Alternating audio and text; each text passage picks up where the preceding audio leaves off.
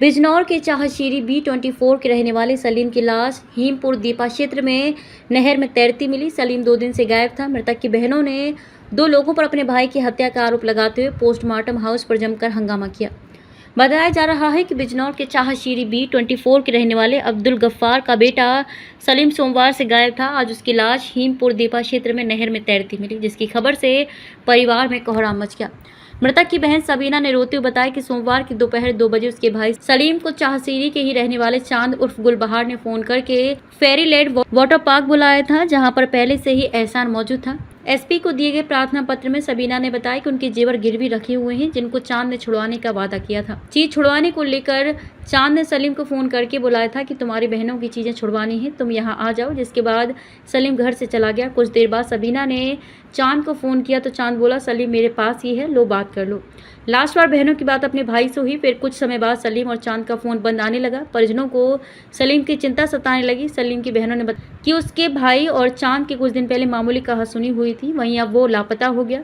परिजनों द्वारा सलीम को हर जगह तलाश किया गया, लेकिन वो कहीं नहीं मिला। मृतक की बहन का आरोप है कि पुलिस ने भी उनकी नहीं सुनी। जब वो रिपोर्ट लिखवाने गई तो पुलिस सलीम की रिपोर्ट न लिखकर उसकी गुमशुदगी लिखने को बोलती रही। वहीं आज 2 दिन बाद सलीम की लाश हीमपुर दीपा क्षेत्र में नहर में तैरती मिली, जिसकी खबर से मृतक के परिवार में कोहराम मच गया। लाश देखकर अंदाजा लगाया जा रहा है कि जैसे लाश को जलाने का प्रयास किया गया हो। वहीं मृतक की बहनों ने रो रोकर अपने भाई की मौत का इंसाफ मांगा और पुलिस के ऊपर भी गंभीर आरोप लगाए। उनका कहना है कि पुलिस समय रहते उनकी सुन लेती तो शायद उनका भाई आज जिंदा होता। फिलहाल पुलिस मामले की जांच पड़ताल कर रही है। कैमरे के सामने रो रही इन लड़कियों के आंसू झूठे नहीं हैं। कहीं ना कहीं पुलिस ने इनको चक्कर कटवाए होंगे। बिजनौर एक्सप्रेस के साथ विकास आर्य की रिपोर्ट। साथ में 2 बार चांद भैया से हमारी चीजें गिरवी रखी थी। चांद भैया ने कहा कि मैं चीजें छुड़ा दूंगा सलीम तेरी बहनों की, कि तू मेरे पास काम करने आ जाएगा। 2 दिन से मेरे भैया काम करने जा रहे थे चौराहे पे, नोक झोंक हुई थी एहसान से और चांद से, ठीक है। और ये जुगन है, वो है सम्मू कहते हैं उसे, एक सम्मू है, ठीक है। एक ये सलमान बहुत सारे लड़के हैं। मेरे भैया को वहाँ ले गए। वहाँ ले जाने के बाद मेरे भैया का 7 बजे लास्ट बार फोन आया कि मैं चांद भैया के पास हूँ और मेरे पास रिकॉर्डिंग भी है। कहाँ लेके गई है तुम्हारे भाई को? ये फार्म पे जो रुड़की की जमीन जो खरीदी है उन्होंने, जो नीलाम हुई है जमीन, समी की वाटर पार्क वाली उन्होंने खरीदी है।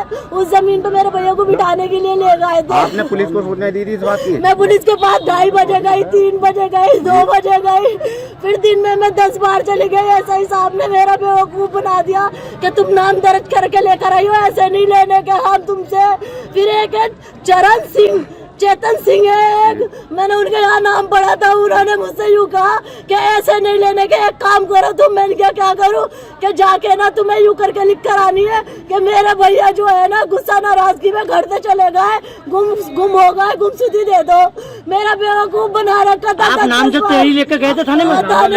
अब आप जाओगे किसी अधिकारी के पास? क्या है मेरा नहीं पता, मुझे मेरे भैया के दुश्मन चाहिए, मेरा भैया के दुश्मन चाहिए। पुलिस ने आप मानते हैं पुलिस की लापरवाही रही है इसमें? पुलिस की पूरी लापरवाही रही। पुलिस ने, इंस्पेक्टर साहब मुझसे इस कदर बदतमीजी से बोला है, महिलाओं से बदतमीजी करनी चाहिए। वो उन्होंने मुझे यूँ कह रहा है आ जाओ चौकी, आ जाओ चौकी बुला के बता रहा है तुम्हारे भैया मर गए। मेरा बेवकूफी बना दिया पुलिस प्रशासन ने, उन्हें सब पता था। आपने पुलिस को सूचना दी थी इस बात की? मैं पुलिस के पास 2:30 बजे गई, 3 बजे गई, 2 बजे गई, फिर दिन में मैं 10 बार चली गई। ऐसा ही साहब ने मेरा बेवकूफ बना दिया कि तुम नाम दर्ज करके लेकर आई हो, ऐसे नहीं लेने के हम तुमसे। फिर एक चेतन सिंह है एक, मैंने उनके यहाँ नाम पढ़ा था। उन्होंने मुझसे यूँ कहा कि ऐसे नहीं लेने के, एक काम करो तुम। मैंने क्या करूँ कि जाके ना तुम्हें यूँ करके लिख कर आनी है कि मेरे भैया जो है ना गुस्सा नाराजगी में घर से चले गए, गुम हो गए, गुमशुदगी दे दो। मेरा बेवकूफ बना रखा था। आप नाम जो तेरी लेकर गए थे थाने में? अब आप जाओगे किसी अधिकारी के पास? क्या है मेरा नहीं पता, मुझे मेरे भैया के दुश्मन चाहिए, मेरा भैया के दुश्मन चाहिए। पुलिस ने आप मानते हैं पुलिस की लापरवाही रही है इसमें? पुलिस की पूरी लापरवाही रही। पुलिस ने, इंस्पेक्टर साहब मुझसे इस कदर बदतमीजी से बोला है, महिलाओं से बदतमीजी करनी चाहिए।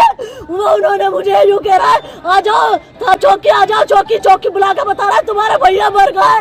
मेरा बेवकूफी बना दिया पुलिस प्रशासन ने, उन्हें सब पता था।